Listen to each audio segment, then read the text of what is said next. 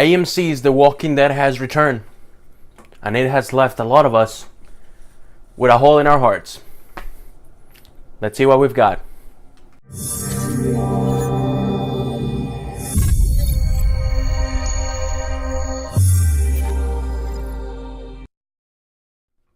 If any of you guys clicked this video by mistake, this is your last warning. This does contain spoilers. I will give you guys 5 seconds to go ahead and click somewhere else. 5, 4, 3, 2, 1. Let the spoiling commence.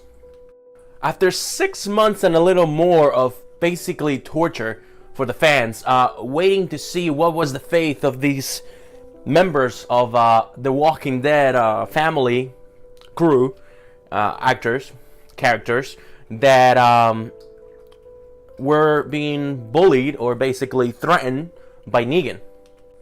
We finally got to see who met their end by Lucille, that beautiful bat by this man Negan. And as much as I want to say that I was ready, I don't think I was.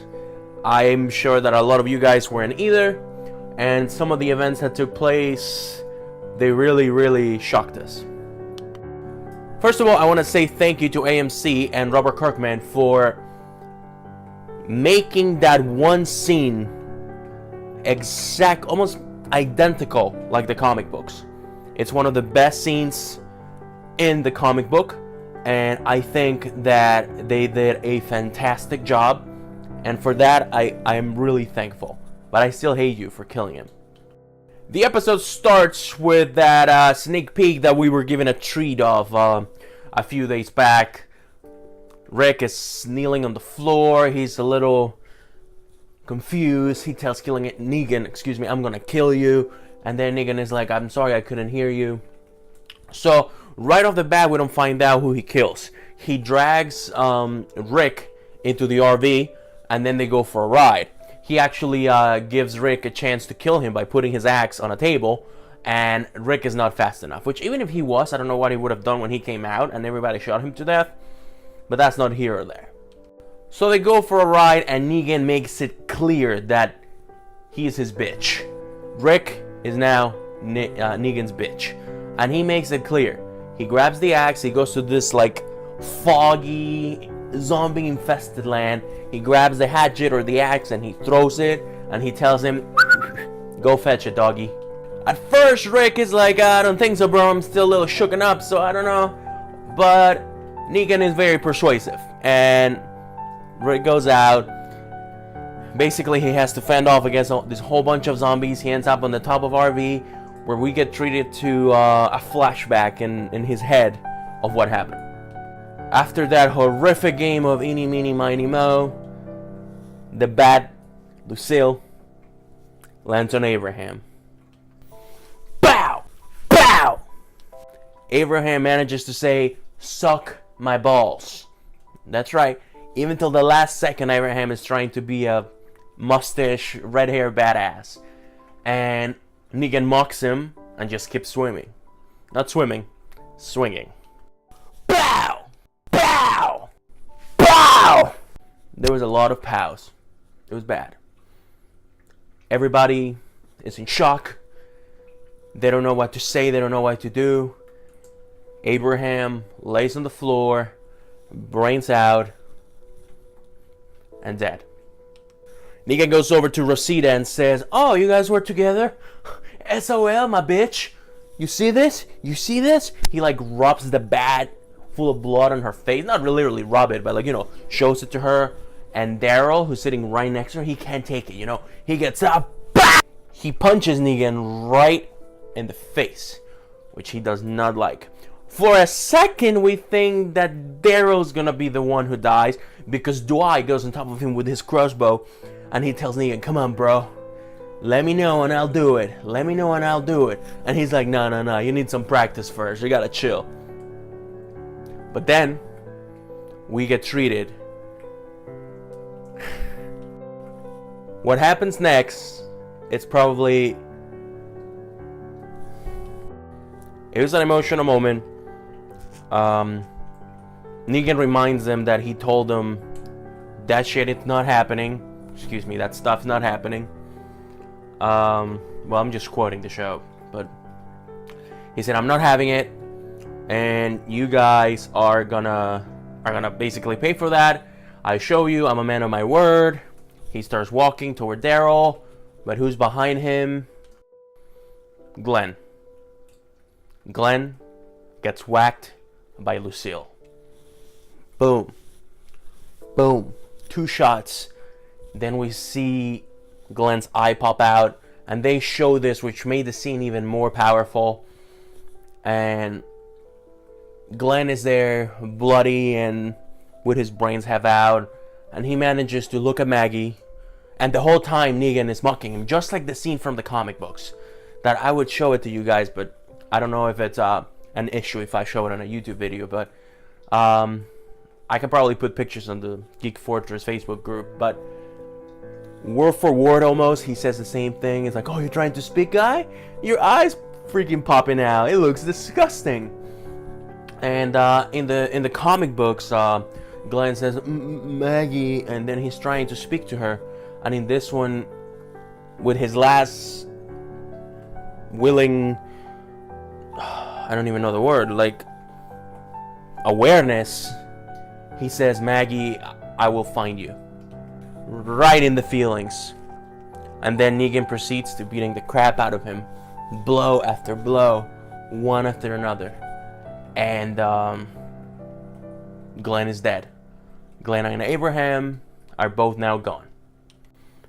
After a little help from Negan, he gets back. Rick gets back into the RV. He fetches the hatchet, and they end up driving back to the camp where everybody was.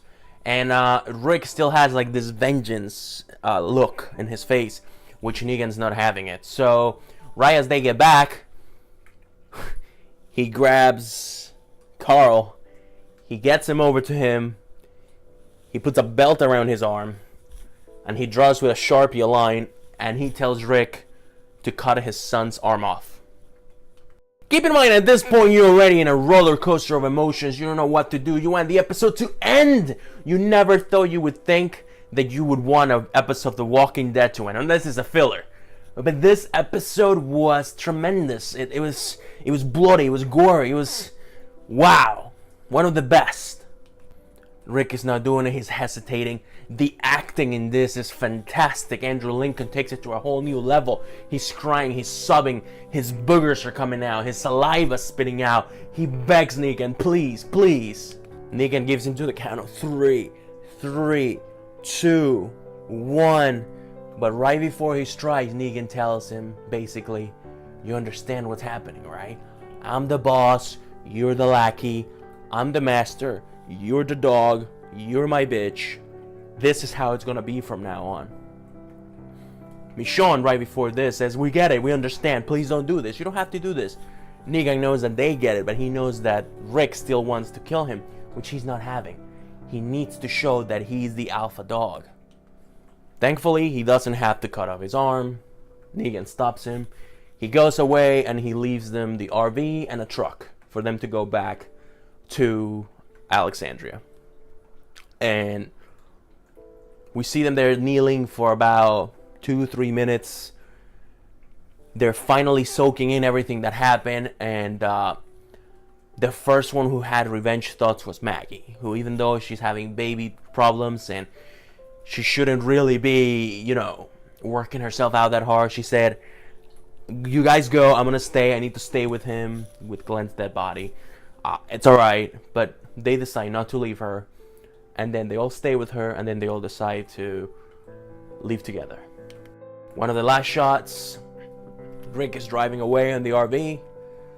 A walker's coming towards the brains of Glenn and Abraham, and the walker starts eating them.